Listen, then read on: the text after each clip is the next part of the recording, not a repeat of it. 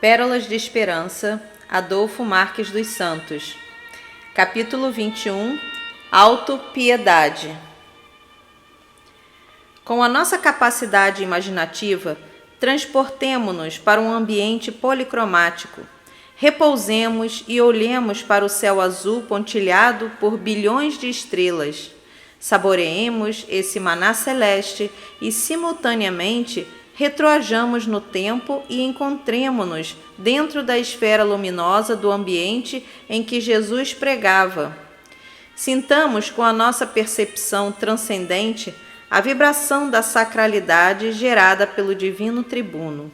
Ali, naquela catedral de luz formada à volta dele e com a vibração da divindade, bebamos da água viva e comamos do pão da vida ofertados por ele, o soberano do amor.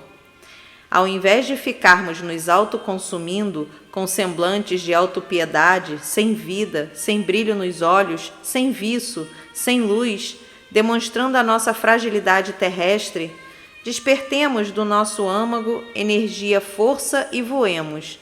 Voemos rumo às dimensões celestes. A compaixão é vida que ampara outras vidas. A autocompaixão é morte lenta e silenciosa, adotada pelos fracos, incapazes e inflexíveis orgulhosos.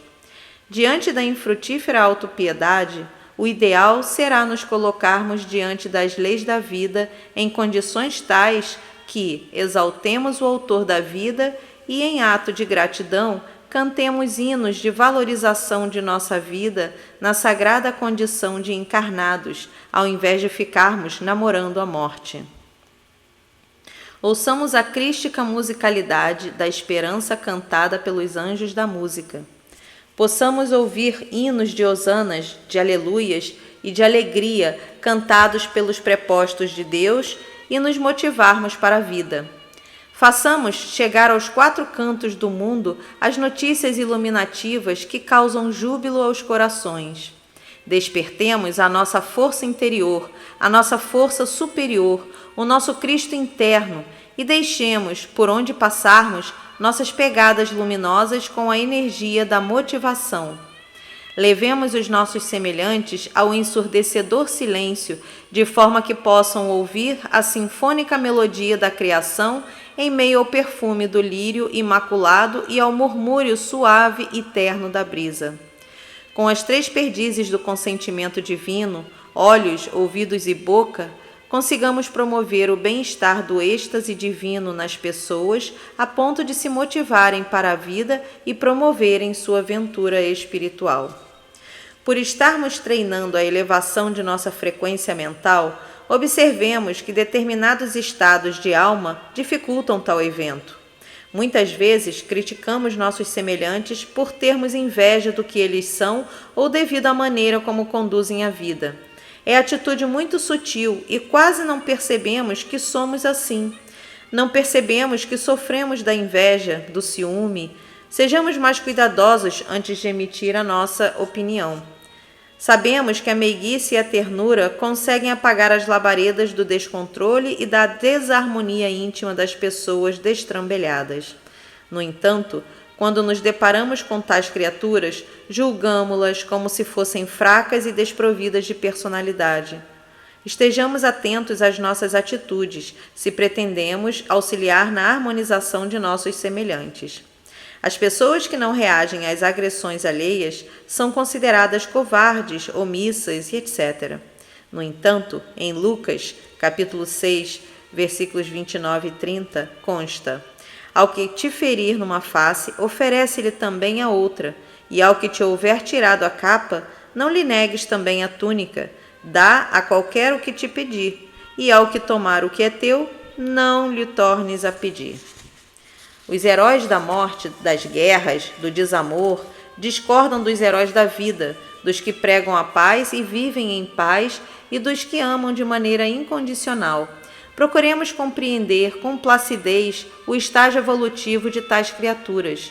Por que alimentarmos paisagens mentais com quadros sem a luz da sabedoria, se a maior autoridade moral, o Nazareno Mestre, se transfigurou em luz de alvura lirial no Monte Tabor, deixando para nós o seu exemplo? Por que abraçamos a mentira e nos alimentamos dela, negando os nossos talentos, se o porta-voz do Cristo Pai nos ensinou que poderíamos realizar as mesmas maravilhas que ele realizara? Por que impregnarmos a nossa mente com paisagens dantescas, se é processo natural todas as criaturas buscarem a beleza estelar? Quem, por razões quaisquer, ainda não conseguiu absorver as energias contidas na canção sublime que consta no Evangelho do meigo Jesus e que embala a alma e a induz a se nutrir de amor? Quem não conseguiu mergulhar no oceano da infinita bondade de Deus? Quem ainda não conseguiu despertar a esperança que motiva a vida? Quem ainda não conseguiu sorrir para a vida em um gesto de gratidão a Deus? Quem ainda não conseguiu saborear a vibração da ternura? Que cante hinos de alegria e se imagine irradiando luzes por todos os poros para a elevação de sua frequência e consequente penetração nas dimensões luminosas. Para sairmos da postura de autopiedade, reflitamos. Não há evolução quando dá estagnação. Uma vez que bondade é perfeição moral, todo sábio almeja ser bom. Isso porque o mais sábio dos sábios é sábio para determinada época, tendo em vista que a evolução é eterna. A autopiedade estagna a evolução espiritual e, logicamente, o espírito não se qualifica ao patamar da bondade. Não devemos permanecer no casulo criado por nossa mente apequenada. Levantemos a cabeça e olhemos para bilhões de mundos balouçando no universo de Deus. Vejamos bilhões de corpos celestes habitados por bilhões de humanos iguais a nós. Bilhões de estrelas faiscando e navegando no oceano cósmico do infinito, cheias de vidas, cheias de Deus. Com a lógica da razão e do bom senso, deixemos a insensatez de lado e encaremos com naturalidade o problema pelo qual estivermos momentaneamente passando, pois ele é passageiro.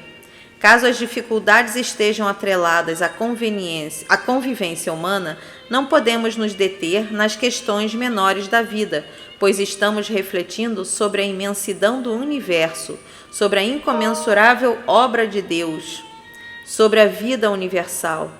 Estamos às vésperas de grandes mudanças na Terra, gigantescas agitações religiosas e espirituais, na fase de consolidação de todos os nossos valores amealhados através dos milênios, eras e ciclos planetários, momento em que somos convidados pelos céus a dar o nosso testemunho de fé ao Deus único de amor e justiça. Portanto, não fiquemos cabisbaixos, olhando para o chão com vergonha de nós mesmos e de nosso Criador. Em Mateus, capítulo 24, versículos 6 a 8, consta: haveis de ouvir falar de guerras e rumores de guerras. Olhai, não vos assusteis, é necessário que assim aconteça, mas não é ainda o fim. Pois se levantará nação contra nação, reino contra reino, e haverá grandes terremotos por diversas partes, epidemias e fomes, e aparecerão do céu coisas espantosas e grandes sinais, mas tudo isso é o princípio das dores. Assim, quem estiver de braços cruzados se autopunindo, tombado pelo remorso, estendendo a mão à piedade alheia, quando deveria estar operando na obra do Cristo Pai, deve refletir melhor quanto à sua infrutífera conduta, pois somente aos fortes e capazes Deus confia a direção dos homens. Aos fracos e incapazes, Ele compreende e ampara. Companheiros, vamos dar a nossa cota de participação na mudança do mundo. Deixemos de querer usufruir do esforço de outros. O que fizemos para mudar o mundo? O momento histórico do planeta Terra solicita de seus habitantes, encarnados e desencarnados, coragem e participação diante das fortíssimas energias antagônicas geradas pelo espírito terreno e que causarão atritos na parte inferior da psicosfera terrena, acelerando os ânimos dos desencarnados e encarnados afins ao caos, ao desequilíbrio. Esta fase de implantação dos princípios ético-morais cristãos na consciência do espírito terreno, adventos crísticos, é momento importantíssimo para vivenciarmos a sagrada virtude do amor incondicional, passando a amar ao próximo como a nós mesmos, sem precisarmos ser induzidos pelos conceitos religiosos ou de qualquer outra natureza. Isso porque os fenômenos da natureza vão nos auxiliar no sentido sagrado de sentirmos mais necessidade de Deus. Diante de tal realidade, os homens darão as mãos aos homens. Com o auxílio de milhões de espíritos que deixarão a Terra e que serão trasladados para outros mundos, porque criaram uma couraça com as energias da rejeição e se tornaram impermeáveis às assertivas do pedagogo sideral, Jesus de Nazaré, será mais fácil para o espírito terreno, que na Terra permanecer, assimilar as diretrizes morais sugeridas pelo instrutor da humanidade terrena. Por isso, leitor companheiro, por amor à vida, vamos sair dessa postura de autopiedade, pois é antagônica à saúde e à vida. Vamos iluminar a nossa mente com as luzes dos ideais superiores. Vamos celebrar a vida agradecendo àquele que a vida nos deu. Para não sermos alcançados pelas hecatombes apocalípticas, elevemos a nossa frequência mental às dimensões dos bem-aventurados, às dimensões habitadas pelos espíritos piedosos, mas sem semblante de autopiedade. Nessa fase nova da vida planetária, é crístico para todos nós que almejamos continuar reencarnando no abençoado planeta Terra, termos em mente, uma vez que o progresso é filho do trabalho, trabalhemos por amor ao trabalho, com o coração iluminado com a luz da compreensão de quem tem evolução espiritual para desempenhar função moral diante da sociedade. A criatura, portadora de lucidez espiritual, por amor à vida e àquele que criou a vida, procura caminhar no mundo material iluminado pela luz da sabedoria, esforçando-se para assimilar novos ensinamentos transcendentes, a fim de se graduar à compreensão quanto ao sentido sagrado da vida existencial. Em sendo o Evangelho do Nazareno Mestre o livro do amor, empenhemo-nos em vivenciar o amor evangélico e, com a suavidade do perfume do lírio evolando no ar, estaremos trazendo ao consciente a essência do nosso Cristo latente para realizar maravilhas. Colocada na pauta da vida a mensagem do Cristo, vida, trazida ao mundo pelo crístico Mestre Jesus de Nazaré, o ser humano percebe que do seu mundo íntimo irrompe a divina energia da vida, vivificando-o e auxiliando-o no desenvolvimento de suas forças cósmicas. É a onipotência de Deus no homem. Por evolução, a partir do momento em que o homem-espécie concebe que ele é um naco do Cristo Pai, a sua vida passa a ter significados interiores substanciais, os quais a razão não consegue explicar. Isso porque, silenciosamente, a vibração do Cristo interno na profundeza do coração vai aumentando sua frequência e ele se sente mais capaz de se amar, amar a Deus e ao próximo, sem o pieguismo da autopiedade. O ser humano, ao sentir o seu eu crístico progressivamente se expandindo do seu coração através da força do amor altruístico, nunca mais se queda aos caprichos do ego. Nunca mais comungará com a sofrida e desvitalizadora autopiedade, pois esta é atitude antivital. A criatura, quando de seu ensurdecedor silêncio interior, em estado sagrado de fecundação divina, consegue ouvir a grandiosa sinfonia da criação, consegue ver em tudo Deus, consegue falar com a voz da misericórdia. Com o cristianismo renovado, na linguagem dos adventos crísticos, o cristão vai se desvinculando de suas bengalas psicológicas restritas ao tempo e ao espaço e se vinculando à eternidade, conscientemente pela lógica, devido ao tropismo do divino empuxo causado pela força da vida, Deus. Imaginemo-nos diante de um oceano de luzes, cores, perfumes e músicas crísticas, onde vamos mergulhar pelo extremo sul desse oceano chamado Pérolas de Esperança, partindo de um ponto por nome Alto Amor. Seguindo o prévio roteiro, deveríamos chegar ao extremo norte, onde encontraríamos a melancólica e triste Alto Piedade. mas, durante o nosso mergulho reflexivo, fomos despertando de nossa latência o nosso Cristo interno, o nosso Cristo amor. À medida que fomos descobrindo mais Deus em nós, na mesma proporção elaboramos novos pensamentos e sentimentos com emoções de teor crístico. Criamos, mentalmente, ambientes de magnetismo da dimensão nirvânica. Criamos jardins com fragrâncias do Éden. Criamos catedrais pintalgadas com as cores da vida e do autor da vida. Enfim, entramos em uma pulsação rítmica de ondulações expansivas, cuja frequência identifica o Cristo amor. Sintonizados com o artífice da vida, a autopiedade foi sendo afogada no percurso do nosso mergulho no oceano da vida. Agora estamos mais plenos de Deus, pois despertamos o nosso Deus interior e aprendemos a arte de interpretar a vida. Para encerrarmos essas reflexões, imaginemos o inverso do que aconteceu durante o descenso vibratório de Jesus, quando se preparava no plano luz há mais de 3.000 anos para reencarnar na Terra há 2.000 anos.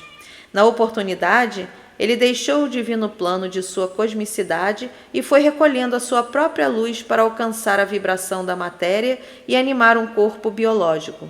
Agora, imaginemos o seu retorno à plenitude de sua consciência após deixar a cruz. Uma vez que na descida ele foi amortecendo e apagando a sua luz, à medida que vencia cada dimensão progressivamente mais densa, agora desenhemos em nossa tela mental a subida dele, voltando à sua cosmicidade com todo o seu esplendor, com toda a sua angelical beleza. Imaginemos um tapete de luz dourada projetado entre a terra e os céus para ele passar, os olhares de boas-vindas dos espíritos integrantes da Suprema Corte que administra os eventos cósmicos voltados para a Terra. A sua luz se expandindo à proporção que ele ultrapassava os planos intermediários entre o físico e o divino.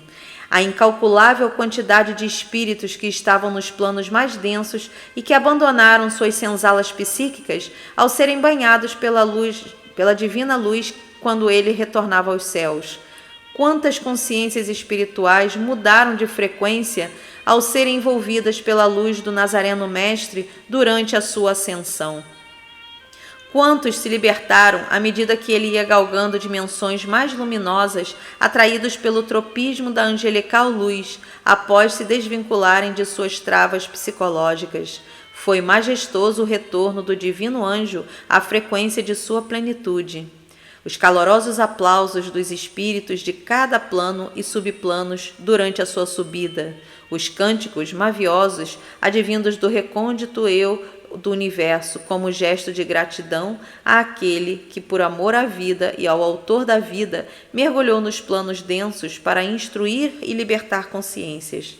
A festividade dos espíritos superiores que acompanharam a sua crística trajetória no plano material, a luminosa vibração que partiu dos terrenos em direção ao infinito, agradecendo ao Cristo Pai por ter enviado à Terra o seu muito amado Filho, Jesus de Nazaré. As orquestras formadas pelos anjos da música, louvando a vida com músicas dos anjos, à medida que a sua luz ia se propagando em cada dimensão. A beleza policrômica nas dimensões sem forma, com a luz dele progressivamente se expandindo. Perfumes edênicos exalados dos chafarizes na dimensão dos espíritos puros. Luzes com as cores da vida, melodias com mensagens de gratidão. Quando ele chegou ao divino plano de sua integral consciência espiritual, quando ele respirou o hálito da vida na presença do Cristo Pai, quando ele viu o Cristo de braços abertos para recebê-lo na condição de filho muito amado, quando ele correu para receber o energizante abraço do Cristo Amor e ouviu um cântico que partiu da terra em um gesto de gratidão ao artífice da vida por ter enviado o poeta do amor, Jesus de Nazaré, para encher a alma dos terráqueos de esperança quanto à vida eterna do Espírito imortal.